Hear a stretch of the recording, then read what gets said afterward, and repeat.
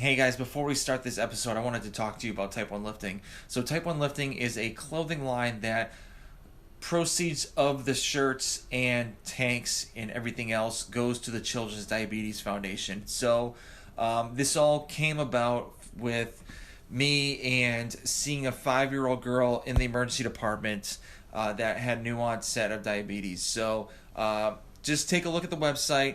It's www.type1lifting.com. So just check it out. If you don't buy anything, that's perfectly fine. I would just like for you just to take a look and just see what we have. So like I said before, www.type1lifting.com. And guys, I hope you enjoy the show. Hey guys, we have a new sponsor for the Type 1 Lifting podcast.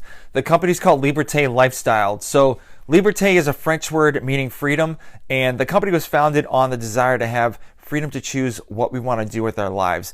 I actually had the owner, Nicole, on my podcast on episode 28, so if you want to go back and listen to her, she talks about how she started the company and what she wants to do in the future with the company, which is pretty cool. So they actually have knee sleeves, wrist wraps, shirts, shorts.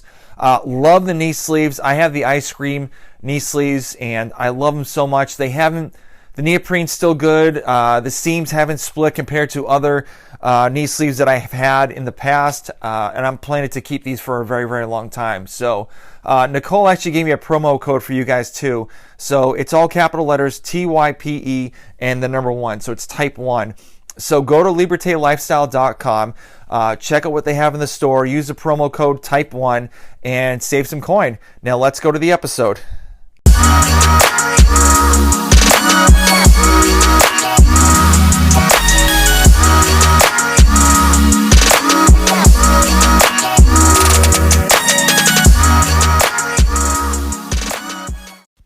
All right, guys, another episode of the Type 1 Lifting Podcast. I have a CrossFit box owner and 1/4 of the Clydesdale Fitness and Friend Podcast, Cat Scherer. How's everything going? I'm doing great. How are you? Not bad. Thank you for doing this, by the way. I truly do appreciate it. And typically, with all of my guests that are into CrossFit, like, when did you start getting involved in CrossFit? Yeah, I started August 2013.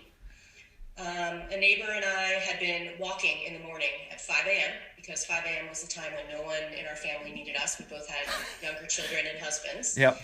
And we did that for about a year religiously. Woke up, it was dark. We went for a walk and we did it for a year and nothing was happening. Mm-hmm. Nothing was changing. Yeah.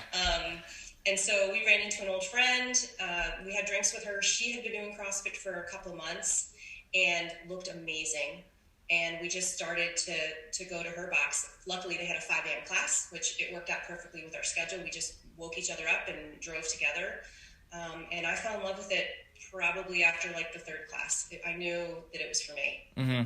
And it's been like nonstop ever since. Yeah. So were you like nervous before you got in? Because you saw like all these, did you do any like screening before? Nothing. Okay. I knew nothing about it. Nothing at all. And I was sort of a former gym rat in my 20s. So I knew my way around the gym, and I consider myself to be pretty athletic. I grew up as a ballerina, and I dabbled in all kinds of sports when I could get a break from ballet, which wasn't very often. Mm-hmm. I sort of did a lot of things. So I was pretty confident going in. I was humbled at the first workout, like thinking, I'm pretty fit. I can do this, and it knocked me on my tail for sure. Yeah. And it got real competitive for me real fast. Yeah. Like I wanted to be, I wanted to move the best. I wanted to be the fastest. That's just how I am. Yeah, that's the same with me too. I was doing like the 300 workout before I even started CrossFit, and then I started CrossFit, and like I play like over 30 lacrosse, and like I still am like pretty active, and I always want to like I'm so competitive. I just want to bury everybody. So it's just that was the first workout was like very, very humbling as well. So yeah, I can remember one time we were doing deadlifts and running, and I remember running back into the gym, and the coach, I'd been there like a week or two, and the coach was like, "How you feeling?" as I'm running in, and I said, "Deadlifts, they should call these alive lifts," because I just felt alive. Yeah. I don't know where else, aside from being on stage in ballet, it was the only place where I felt that rush of energy, and I wasn't about to let it go. Yeah, very cool, very cool. So obviously, like, you have your level 3 certification. And so, like, obviously, like, since you've been in CrossFit, you started growing and growing more within the CrossFit space. So what made you get your level 3 certification? I got my level 1 and my level 2 pretty quickly after I started. I think within a year I had my level 1, and then I got my level 2 like 9 months later, which is kind of unheard of. I remember going into that seminar, and they go around the room and ask, where do you coach? How long you've been coaching? And everyone had been saying, I've been coaching for 3 years. And a lot of people take the level 2 to renew the level 1 as an option. Mm-hmm. So it's like they've been coaching for 5 years. They're box owners. Here I am. I was like, well, I've been coaching for 8 months. Here I am. And I felt like, what have I done? Yeah. But I really enjoyed the level 2 and the focus on, coaching piece of it. And for me, I've just always been like a student of movement, ever since I was doing ballet, and this was just my thing. So I was going to pursue it as far as I could. I mean, if there was a level 4 out there right now, I'd be actively pursuing that. It's just, been sort of on the back burner with everything that's been going on with CrossFit. So I knew I wanted to take the level 3. I knew I was a really good test taker. And I went into it pretty naive, thinking, I'm really smart. I take tests really well. And I had made all the prerequisites in terms of hours of coaching and things like that. I'd been coaching at 3 different affiliates. Wow. Had seen a ton of different people, given, a million cues and everything else. So I spent about a month. I studied for the test. I took the test. I failed the test. Yeah. Totally, felt like the biggest loser ever. Was like, oh my God, what do I do now?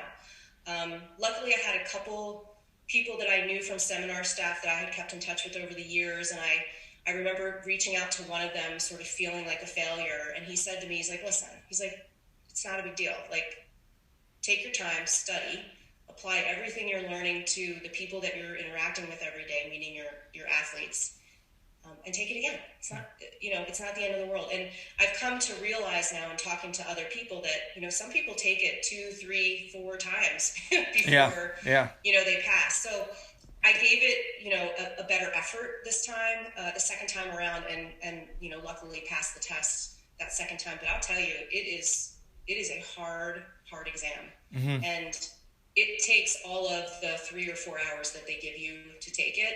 I mean, you need to take all your time.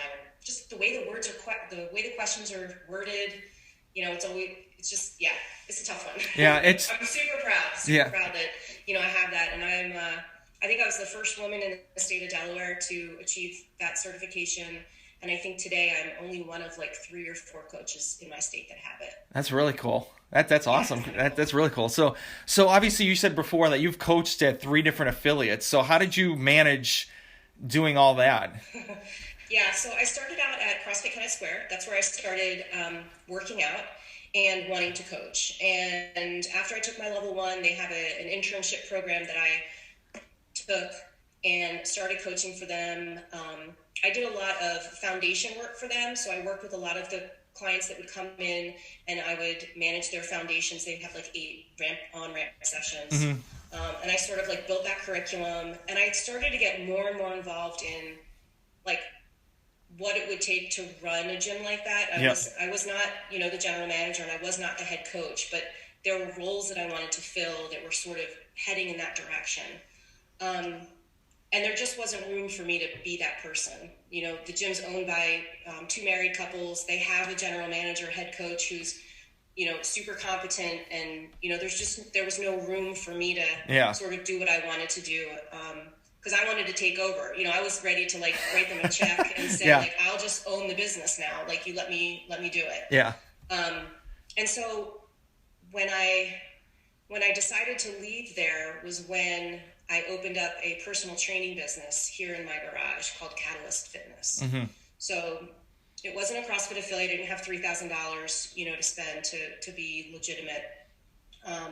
And I had like 3 clients, and that was a very much a part-time gig for a while. And because I was doing that, it just didn't seem right for me to stay at that affiliate anymore. It just, I didn't want them to think I'm bringing clients over, stealing, all that kind of stuff. So I just made a clean break, did that. And quickly realized that I wasn't making enough money doing this personal training. And here I have all these certifications. I needed to maintain my level 3. And in order to do that, you have to coach CrossFit. Yeah. You can't personal train at your garage business called Catalyst Fitness. Luckily, there's a market for level 3 coaches in the state of Delaware, and people were happy to hire me and be able to put me on their website and say they had a level 3 coach on staff, even if I wasn't coaching the lion's share of classes necessarily. So they were super cool about it. I was coaching at 2 affiliates simultaneously. They were about 25 minutes apart in terms of distance, and it worked out really well. There wasn't this, oh, she's taking people here, or I'm stealing clients and taking them to this other gym. It was great, and I just got really positive feedback from the people that I did coach. That they loved my classes, they loved the insight that I brought. So I know I was doing well, but I just wanted to do it on my own. Yeah. I didn't want to have to rely, because there I was again. I would get frustrated with the programming or how classes were set up, or I just learned a lot of things about how I would want to run an affiliate and how I wouldn't want to run an affiliate. And it put me in a unique situation, because I don't know how many coaches get exposure to 2, 3, 4 different affiliates. Not many. And the ins and outs of how they're run and what systems they use, and how they, I know how much they pay for rent, and I just, you just get to know a lot of stuff about that business. So highly valuable. And I don't regret any of those positions, and I'm so appreciative to the people in power there that let me do that, because they could have just been like, what, you're just here to learn and then leave. Screw you. But it was great, because I've heard of other places too where I'm on some forums on Facebook where owners are considering hiring coaches that are coaching elsewhere, and everyone's like, don't do it, it's toxic to your business. And I'm just happy to say that I was able to make it work, and there's no bad blood or anything like that. So I'm at a point now where I don't have to coach other places, because I finally have affiliated this place. CrossFit Clarity will be a year old in May, and it's just a 450 square foot garage. Yeah, I mean, it's kind of a different model. Yeah, I've seen the Instagram post that you posted for CrossFit Clarity, and it by far one of my all-time favorite garage gyms that I've seen. Yeah. So I mean, you placed everything in the right spot, and it's very cool. But so how many people are you training right now? So currently, it's funny, I just did the numbers yesterday. I have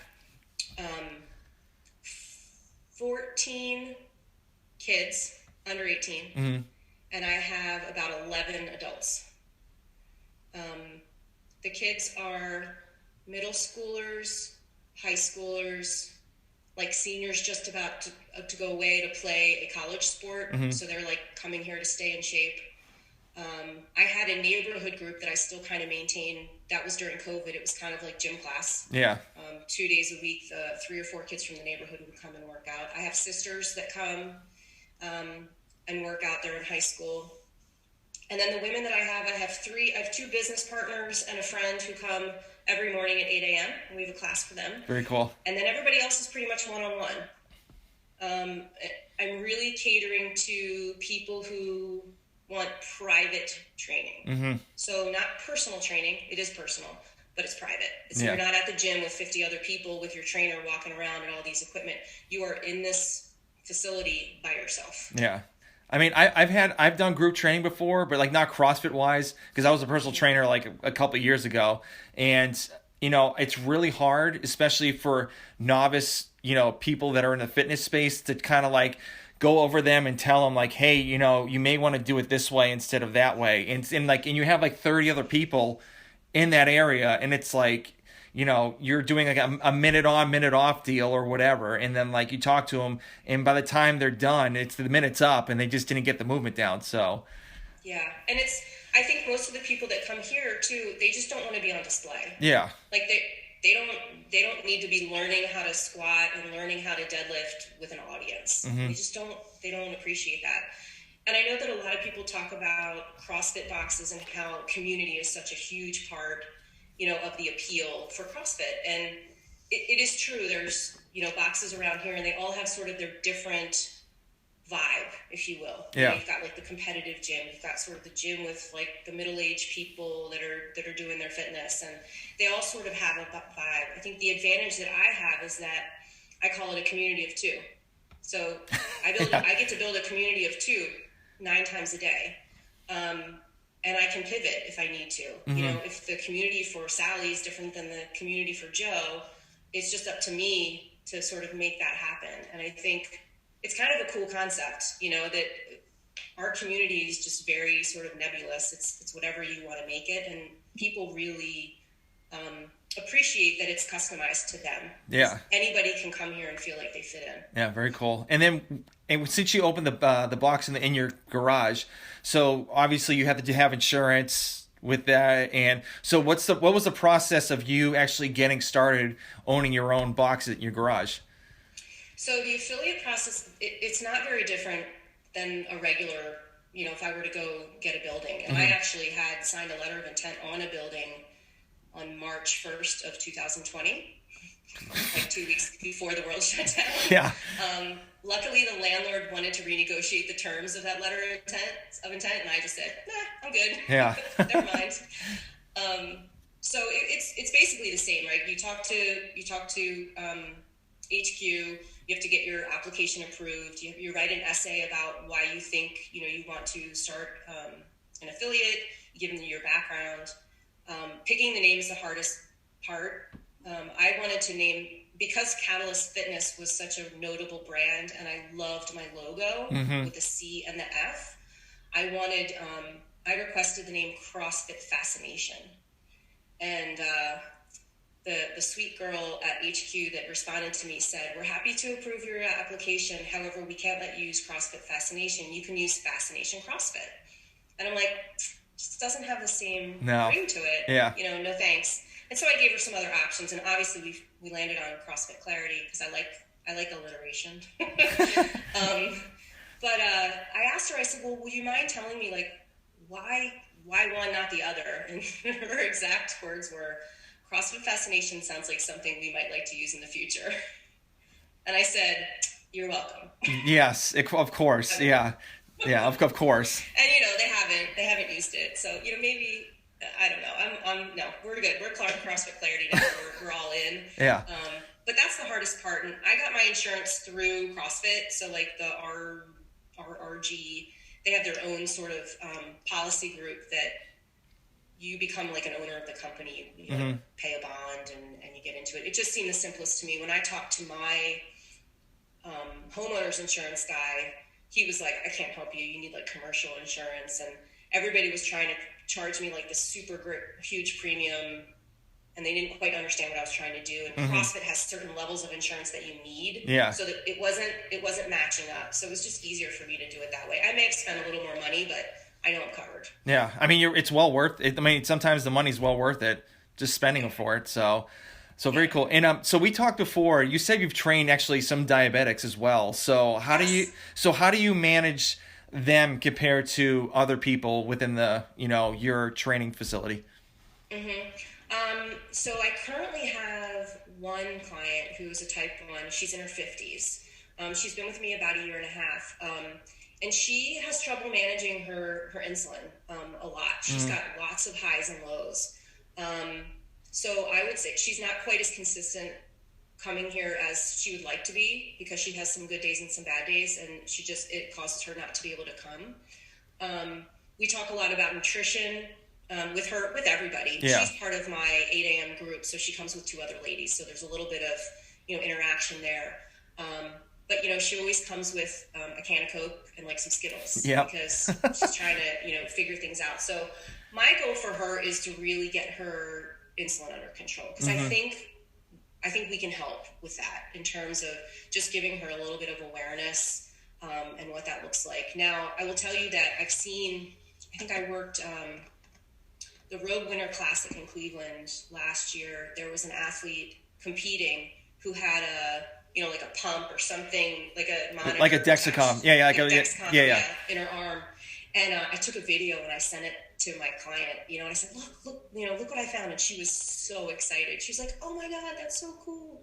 So she's just, she's a little bit like deer in the headlights, like kind of not sure, very new to fitness, but has some really cool goals. And, you know, we're trying to just support her any way we can in, you know, her longevity. And, you know, with COVID and everything, it's been a little sketchy. You know, she's been pretty conscientious about stuff. Turns out that, a family member of hers actually got COVID. She didn't get it from us. Yeah. Got from somewhere else. So she's dealing with that right now. But she's been negative this whole time, thankfully. So her immune system's a little bit stronger than we all give it credit for, I think. Yeah. Well, after this, I'll send you a couple other female diabetics that are like, oh, she would love it. Really well known in the diabetes space, especially the fitness wise. So actually, cool. One of them, Kelly Wild, she was a 3 times CrossFit Games athlete, and you actually see her with like the glucose monitor on her side. So. That is awesome. Yeah, she has to take that on and off sometimes when she's doing like burpees and things. Yeah. And every once in a while it'll squawk at her and she just kind of is like, she's like, I'm going to put this away. Yeah, yeah. Because like I don't have the pump. I used to have a CGM on me, but like I used to put it right on my glute muscle because I was worried about putting my belt on and actually like, you know, ripping it off or whatnot. And especially with the insulin pump, you got to worry about the tubing. And I've seen people like rip the tubing out from working out, and I'm like, you know, I'm kind of don't want to do that, and spend extra money. So I'm just going to use the shots the whole time. So yeah, definitely. She actually went to there was a camp that she went to here too. I think it was local in Delaware, Maryland. It was a diabetic camp for athletes. Oh, cool. And they sort of like did hiking and some outdoor activities, and they were taught, you know, like what happens after they work out in terms of their insulin levels and sort of how to figure all that out. So, yeah, any research you have for her would be great. Awesome, very cool. And so obviously, do you have like any more plans of like opening up towards more diabetics or whatnot? To diabetics. I mean, it's not like something I wouldn't know how to like advertise that necessarily. Yeah. But I think it's a great resource to have, and I have a couple other former clients who I've worked with that are always willing to let me like give their name and number out to, you know, other people as they come along.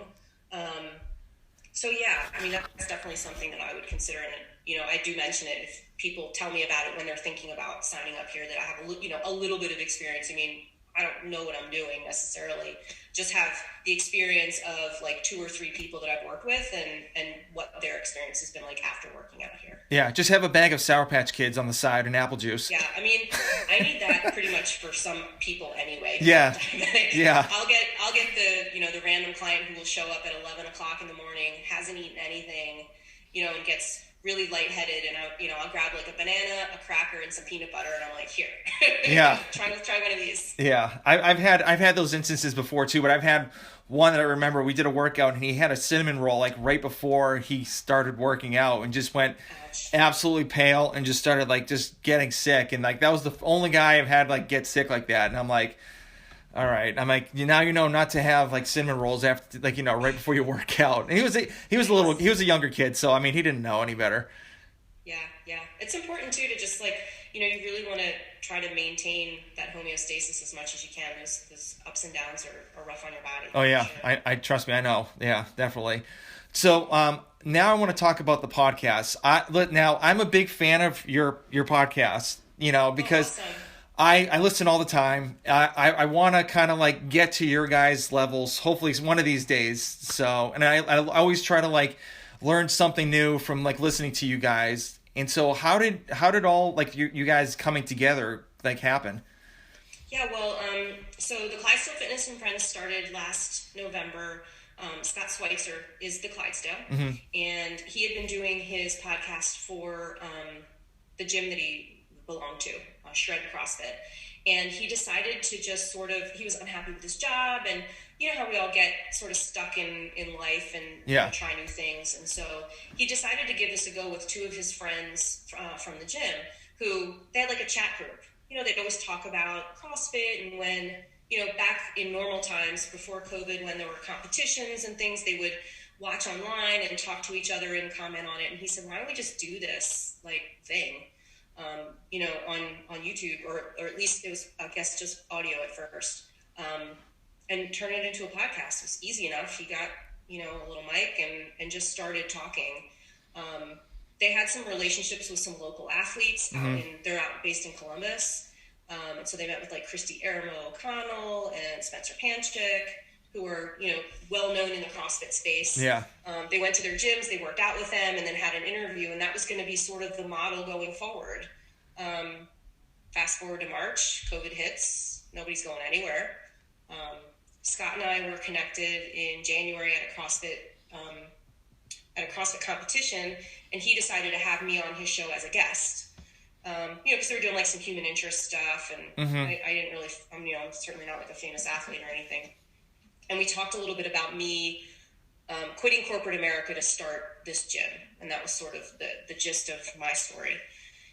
And in talking to them, they wanted to do episodes where I interviewed the other co-hosts. Okay. I thought it would just be good for people to know sort of who they were. So we did these bonus episodes. I recorded with Amy. I recorded with Charlie. I recorded with Scott. I always say that was my audition, probably. Yeah. I didn't screw it up too bad. And they were like, hey, why don't we, ask Kat to be, part of this group. And I think, my availability is much greater than Amy's and Charlie's. Amy and Charlie have real jobs, corporate 9-to-5 type deals. And if you ask Amy, she'll say she has 800 part-time jobs too. So they're both super busy. Yeah. And not that we're not, but Scott works at home. He's got some flexibility. I make my own schedule. So, I know if I have an interview to do, I just block that hour off, and then no one, calls me to train them for that hour. And so it just kind of blossomed from there. I mean, I have some contacts through my life in CrossFit. I had volunteered and, been a judge at the games in 2019. Oh, very cool. I'm a huge networker. Like, I just love to meet people when I'm out and about, and I will pretend like we're best friends when I DM you in the Instagram and be like, hey, remember when, you drank accidentally out of my beer at the bar after the Granite Games? Like, hey, you want to come on our podcast?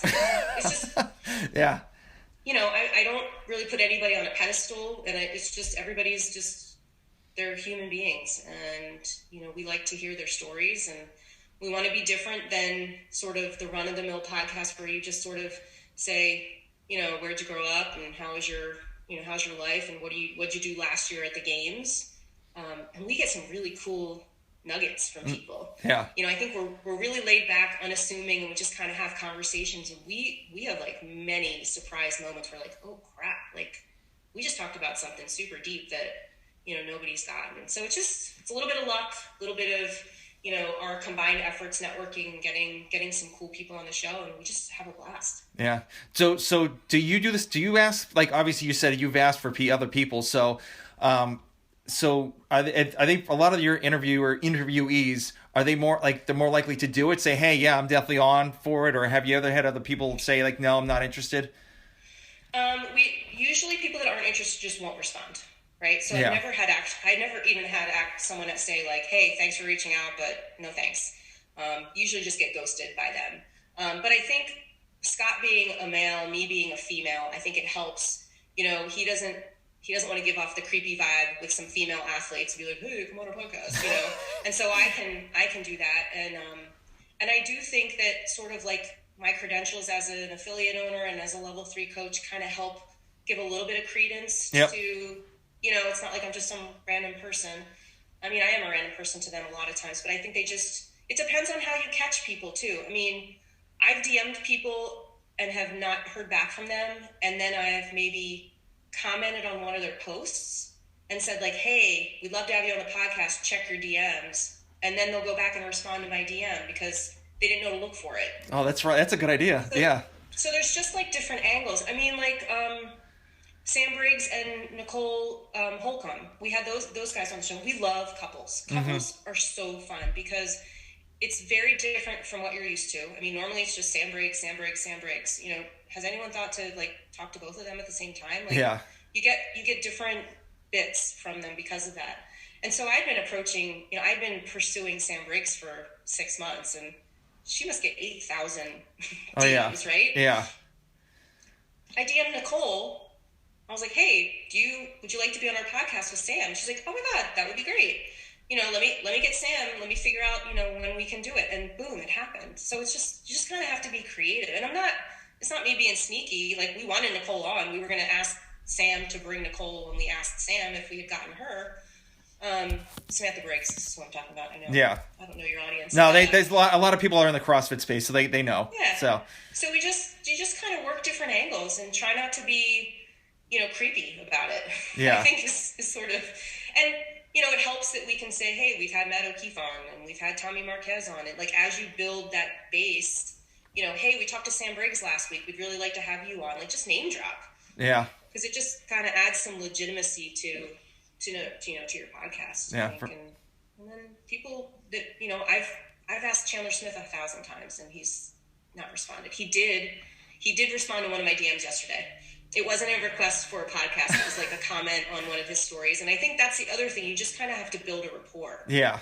With these people too. Like I've judged Chandler a bunch. I posted a picture of he and I at the Mayhem Classic where I'm like giving him this weird look and he like reposted it. He thought it was hysterical. And he tried to build off of that and like, oh, hey, now, hey, it's me. Do you want to come on my podcast? Yeah. So very cool. Yeah. So I have to get creative. Yeah. Typically what I do is I DM them and send an email. I've actually had one person say, not right now. I'm not interested at this time, which I'm very thankful for instead of getting ghosts. So, but, so since you guys have 4 guys on your podcast, how do you guys not like overstep each other or like talk, like interrupt each other?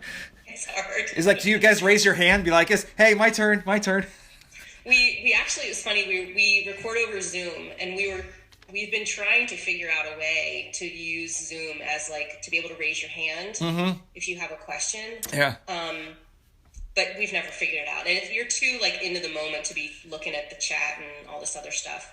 So what we typically do is, Scott's the default host, right? So he's going to lead the lion's share of the interviews.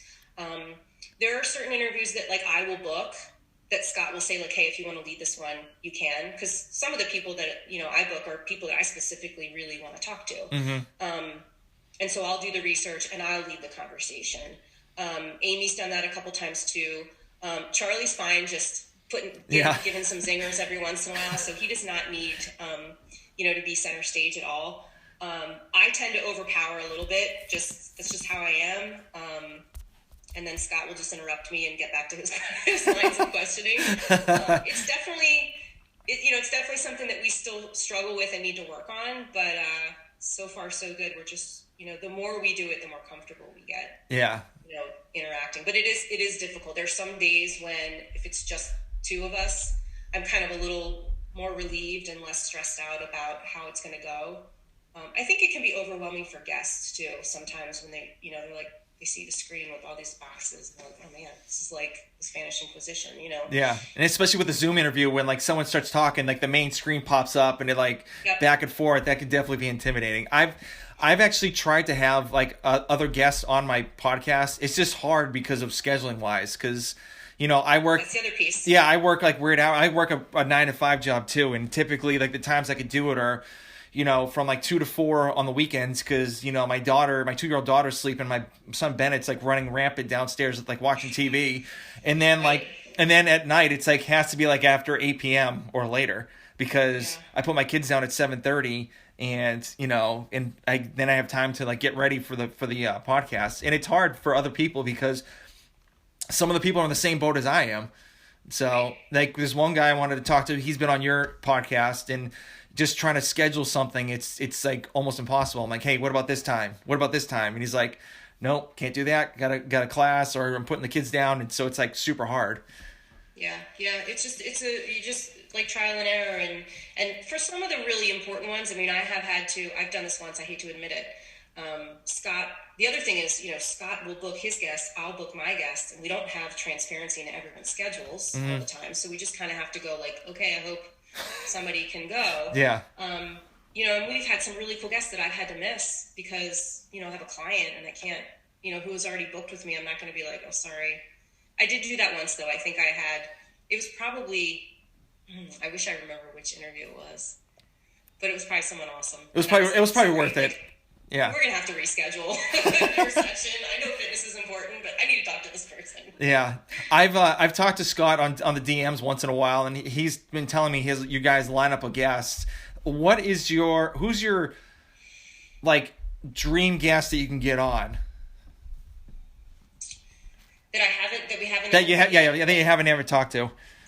So, I'll go back to Chandler. I think Chandler Smith is one of the finest humans out there. Mm-hmm. He is humble. He is self-deprecating. He's brilliantly smart, witty, a hard worker. I mean, I just can't say enough about the kid. And I just think he's just fun to talk to. Anytime he's on anything, like, I'm the first one to listen to it because he just makes me smile. Mm-hmm.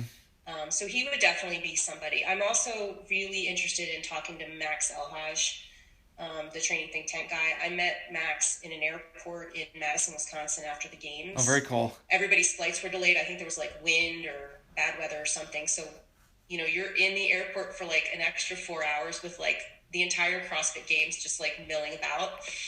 And he ended up sitting next to me at like one of the bars and we chatted for a bit. He's a super smart guy too. I have this thing for smart people. Yeah. The CrossFit Passion's like 15 minutes down the road from where I live. Oh, really? Yeah. I've talked to Travis a bunch of times when I've gone in there, and it's amazing, especially with Travis, like how he actually remembers my name if I haven't been there in a while. So yeah, Max actually he responded. He like went dark on Instagram for a couple months. Yeah, because I think he's doing some mindset stuff actually. And while he declined to be on our podcast, he did say that he'd be happy to help me maybe get some of his other athletes on. So whatever help he can do is fine. And we're in no rush. We go through these stages where we book like 5, 6, 7 athletes all in like 2 or 3 weeks, mm-hmm. and then we don't book anybody for a month or two. And it's good for us because you kind of just get into that groove of interviewing and then you get a little bit of a break. Yeah. But it's hard. Like we're working on e-shirt is being released tomorrow. And Scott and I sort of flip-flop back and forth on who does post-production. So he's doing the post-production on this one because I did last week. But I do all of the like the Instagram thumbnails, the artwork and stuff. Okay, very cool. And so I have to remember what we talked about. And I don't have the audio or the video to refer back to. And we interviewed E like a month and a half ago. Yeah. So I'm like on the phone with him. I'm like, remind me, can you give me some bullets for this one? Because I just don't remember. I mean, I can kind of remember, but not enough to like put something together. So yeah. I'm the same way. I try to keep a bank of like athletes or like people that I interview just in case if, one week I don't have anything, instead of just like rampantly trying to find somebody just to interview. And obviously that comes out to, could be a bad interview because I'm like so rushed to find something. Yeah. The other thing I wish we could do, and I've seen other podcasters do this, people that are on their own, not teams, because it's very hard to do with a team of people. Yeah. But doing posts without a guest. And just sort of talking about stuff, coming up with a topic and sort of just giving your 2 cents. I would love to do something like that. I don't know if it would fit under, the Clydesdale Fitness and Friends or something else. Yeah. But like there are some podcasters out there that can put out a lot of content. Like mm-hmm. somebody's doing it like once a day. And it's because it's just him and it's just his camera and his mic, and he doesn't have to schedule around anybody else's schedule, and he can just sit down and talk to the screen. Yeah. About whatever. So if I were doing it solo, that's something that I would encourage you to think about doing, because it's just the more you get out there, the more you're going to build that audience and get different people are going to resonate with different things. Yeah. And you can kind of like diversify your audience a little bit. Yeah, I've actually done that. So I had what's his name? Tuning. His last name's Tuning, not Max Tuning, but his brother. He has this one called Ever Forward podcast, and he's got like 1 million+ downloads. And I've actually had a 15-minute like phone screen with him, and he said you should talk about yourself and about the week or whatnot. And I've done that before, but the problem is like I lose subscribers like right after I do it. So it's weird because I'll talk about like some CrossFit news, what's going on in my life with diabetes and fitness, or like, a review of like a product or whatnot.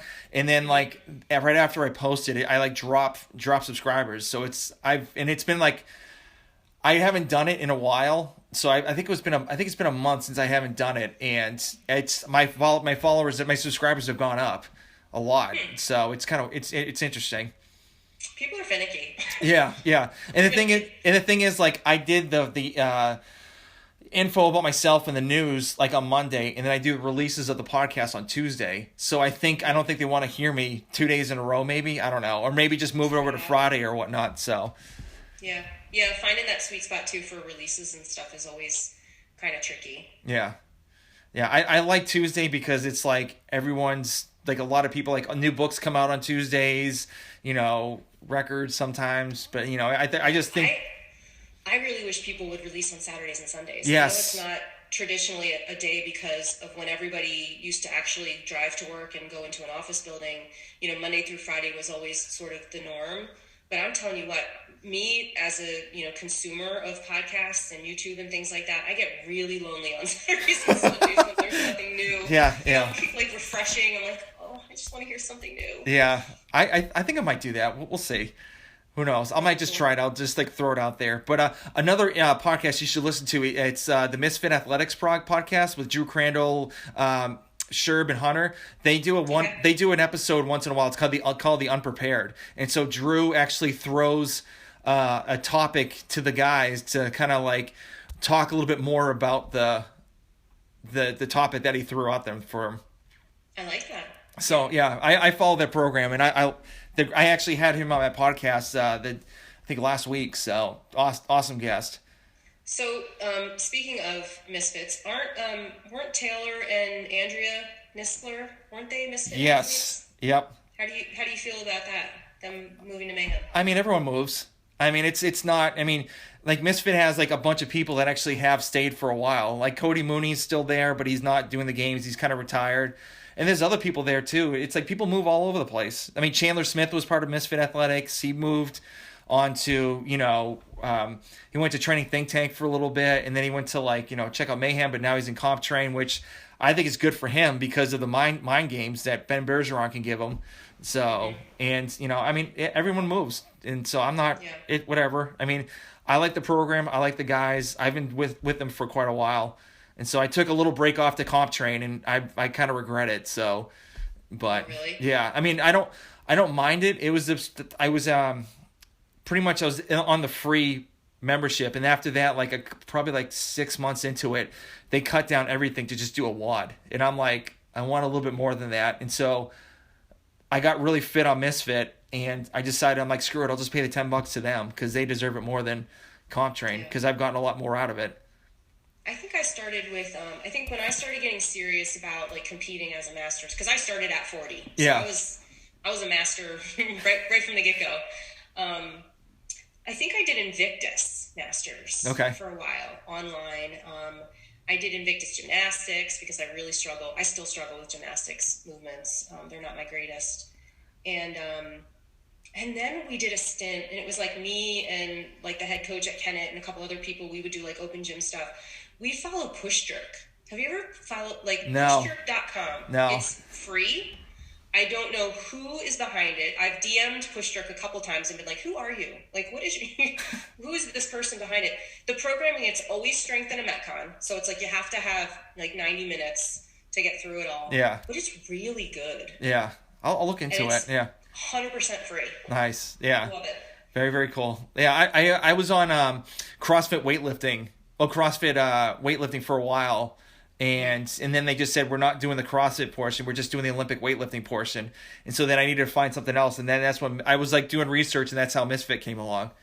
Interesting. So, yeah, they've had. Yeah, and I'm struggling right now with what to do with the programming that I do for Clarity, because I post programming 4 days a week on my Instagram, but in all actuality, that programming doesn't go very far. Because I don't have a CrossFit gym. I don't have a workout of the day. I still am doing one-on-one training with people who have different abilities, different needs, different goals. My high school athletes were basically just squatting and deadlifting. We're not doing Metcons. I have other women who are, have low back issues and things, and we're just teaching them how to move safely without hurting themselves. And so I've kind of come to grips with the fact that I think I'm going to stop. And I was doing all that programming on my own. That's time consuming. Yeah. Oh yeah. And Trust me. It was was basically kind of just for show. It was more okay, well, I know what I'm doing. I'm running a gym, and if anyone was sort of interested in my philosophy on programming, they could look at it and see. But I think I'm going to stop doing that. Yeah.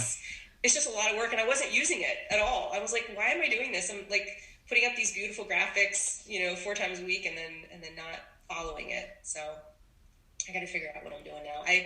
I have a membership to Street Parking.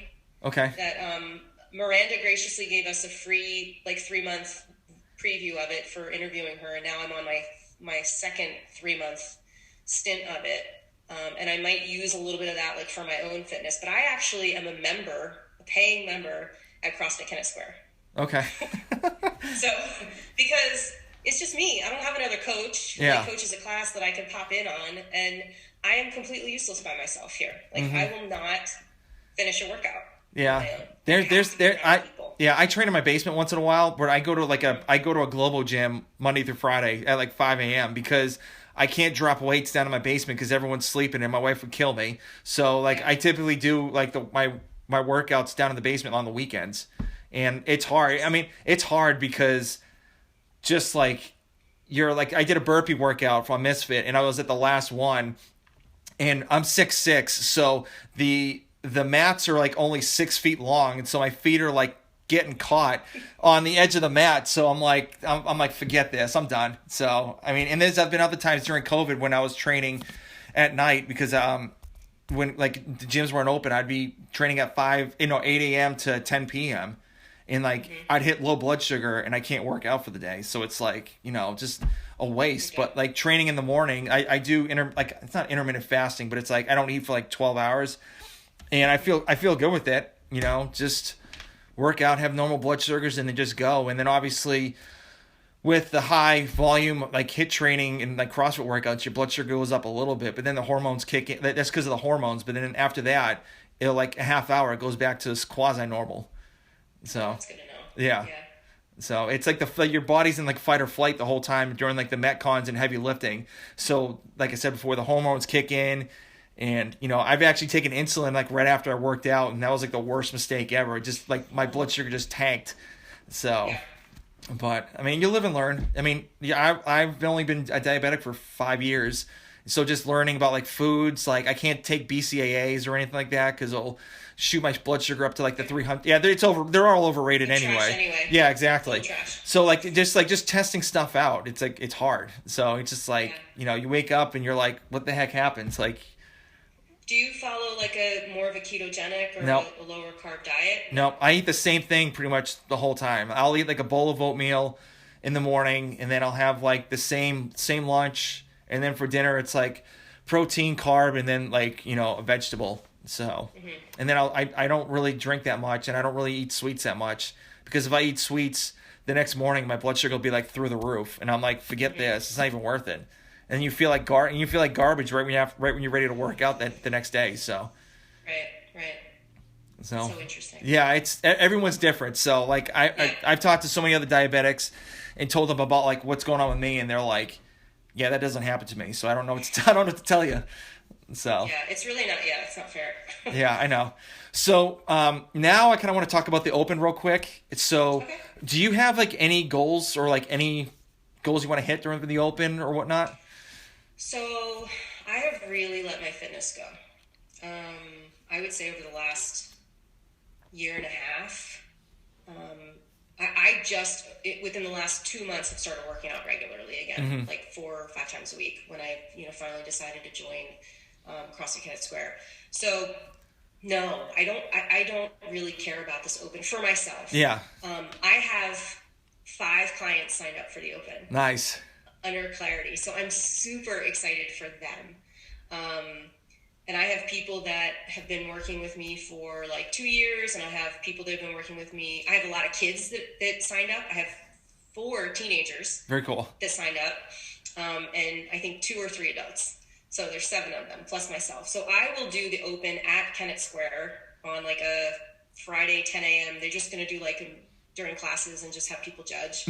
But I will have on Fridays and Mondays, I will have those clients come in on those days for their sessions and do the workout. So I'm just really excited to see them be excited about it.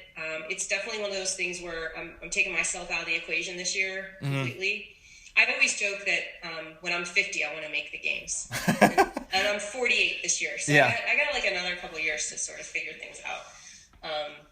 But I'm also a nutrition coach for Move the Needle, and I've got like clients with that. So I've just been super busy, like focusing on, how they say, like when you give to other people, you tend to like forget about yourself. And I think making time for me to at least go work out 4 times a week has been so helpful just for, you know, my mood and, you know, my energy levels and things like that. So no, I'm just super psyched to see the announcements. I think we're going to be doing some, not like live shows, but we're going to be doing some recordings, you know, the night of, Yep. to be able to figure out, like, strategize the workouts. Sorry, I lost my earpiece. No, you're good.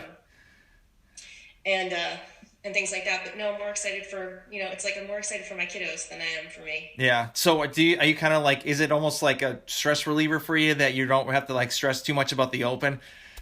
Big time. Yeah. Big time. Yeah. And this would be the first year that I've done that because I've always been pretty competitive. And I think probably in 2018 or 19, I got like top 350 in my age group. So like Very just cool. knocking on the door. Yeah. 200.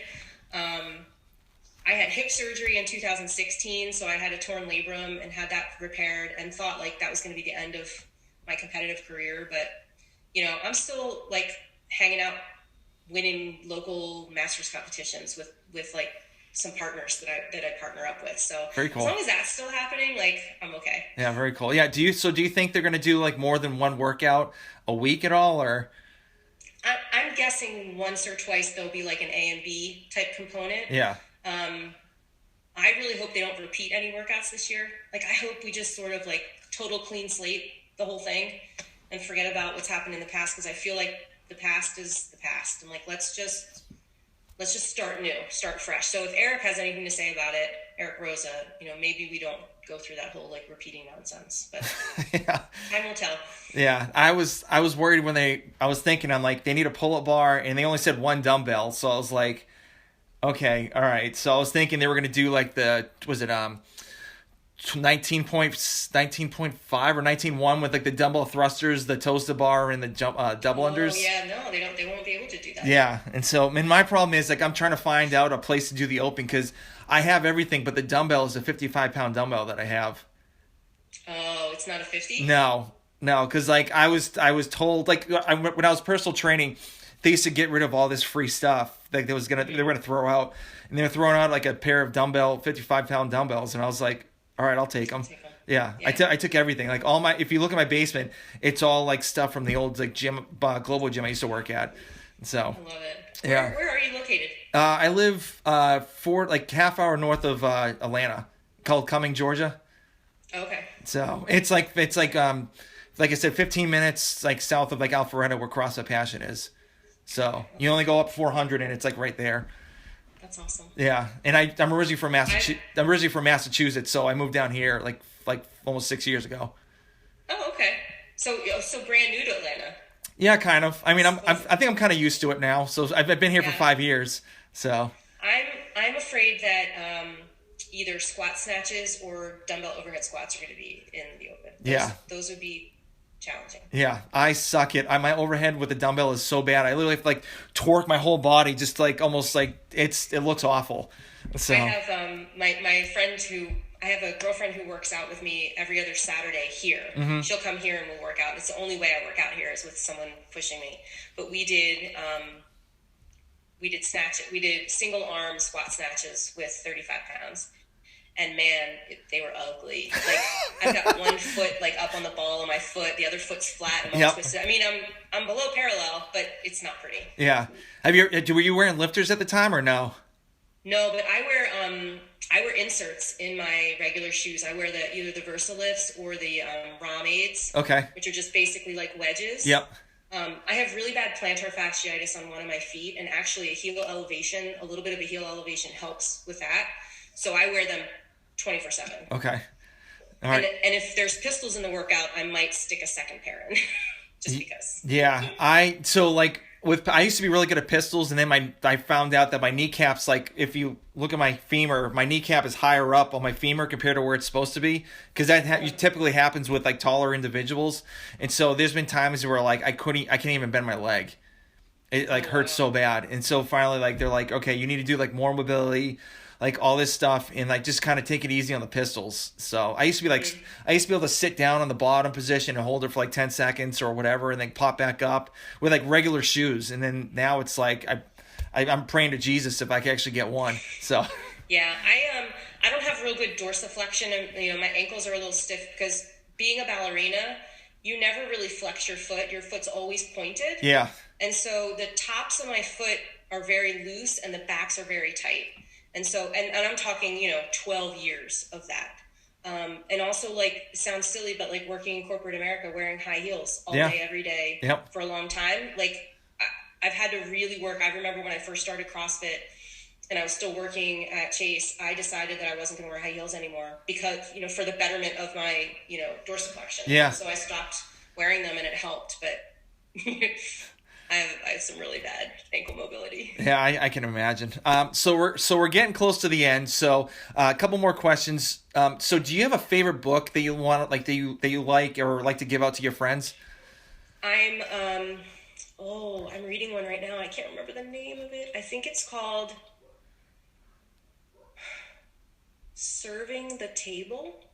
It's a book about a restaurateur and how it's all around customer service. Mm-hmm. So it's applicable to anybody. I'm using it obviously as a gym owner, to sort of, I think it's called Serving the Table. I'll have to figure out who writes it. It's a nice blue book, but I've been reading that lately. I've also been doing a journal. I have this thing called the Gypsy Gym. It's like a daily journal, and you have to write down like your intentions for the day. You write in your workout, you talk about your mood and how you're feeling. There's a nutrition section at the bottom. Okay. When I was little, I used to always like to fill out forms. That was like my favorite thing to do. My mom could give me one of those pink message pad things and a pen and like stick me in a corner, and I'd like be entertained. It's the weirdest thing ever.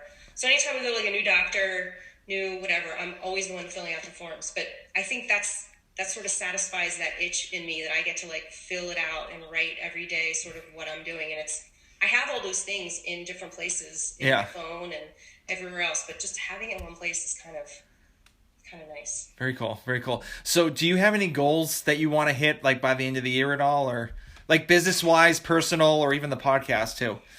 I really want to have a kick-ass physique by the summer. All right.